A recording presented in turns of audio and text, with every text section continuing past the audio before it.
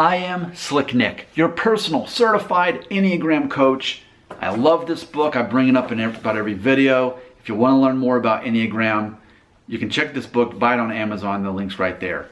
In case you don't want to, go through the time and effort and money to get certified like I did. That would be a great way to really understand. 'Cause I was frustrated for like a month trying to figure out which Enneagram I was.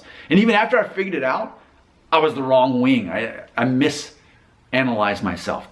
I'm at peace with it though. Now I understand it. What I want to address in this video is anxiety and understanding how that looks different on all kinds of people. There's 9 Enneagram types, and that anxiety, which I will say tends to affect certain Enneagram types a bit more than others. Like for example, I would say 9s, 7s, I'd say 6s and 5s tend to be the numbers in the Enneagram who really seem to, by default, have some kind of anxiety issue.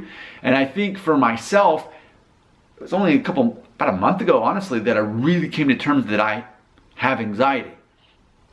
The reason I didn't understand it because I only understood anxiety from a stereotypical perspective. Someone who's like breathing into a bag, having an anxiety attack.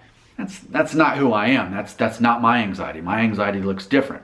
But I do want to share an example.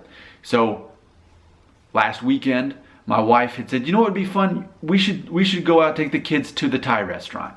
It was a Saturday. I said, "You know what? That sounds great. Let's do that. That'll be fun." But as it got about an hour and a half away from the time we were supposed to do it, the kids just didn't really seem like they wanted to leave the house. They wanted to kind of play games here, and I felt like it was just going to disrupt that peace. And I was thinking, man, I don't want to take them out of this environment. I feel like we'd be better off not going out and doing that, because for me, it's all about time, quality time, that my time's not being wasted. It's about relationships being positive. And I thought, I don't want to mess that mojo. I don't want to mess with that flow. And so I was just, for like an hour, I couldn't talk. I was just keeping myself busy with like doing dishes. But because I'm sorting out my anxiety and being honest with myself and those around me, I told my wife, you know what? I realize now this is anxiety going on inside of here. I have anxiety, and I want to tell you that. And she said, well, why? I said, because I don't think I want to go out to the Thai restaurant. She's like, well, that's fine. Do you want to order pizza instead? I said, yes, I would gladly go pick up pizza and bring it back, and it'll be great. She said, okay, fine. Yeah, that's no problem. Let's do that. So we did. Crisis averted.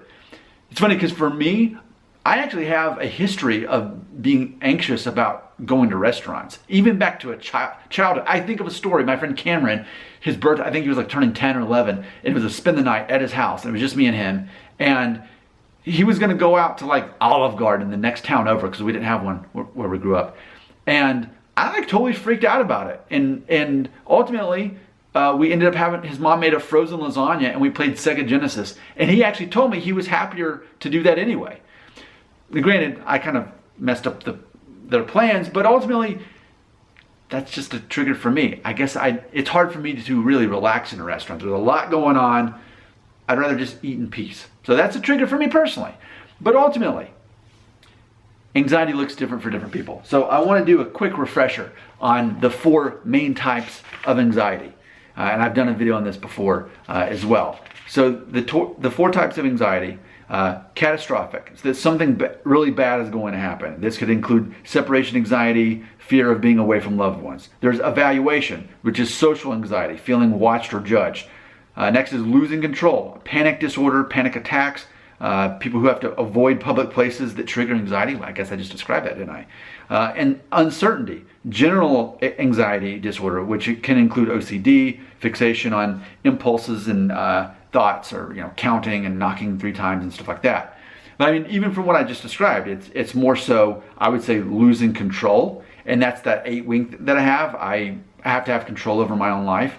But it's interesting that anxiety can take the form of shame, fear, or anger, and maybe you can relate to 2 of those. I feel like even what I've described, it kind of breaks that down. How do you feel about that? Can you relate to what I just talked about? Your comment belongs right here.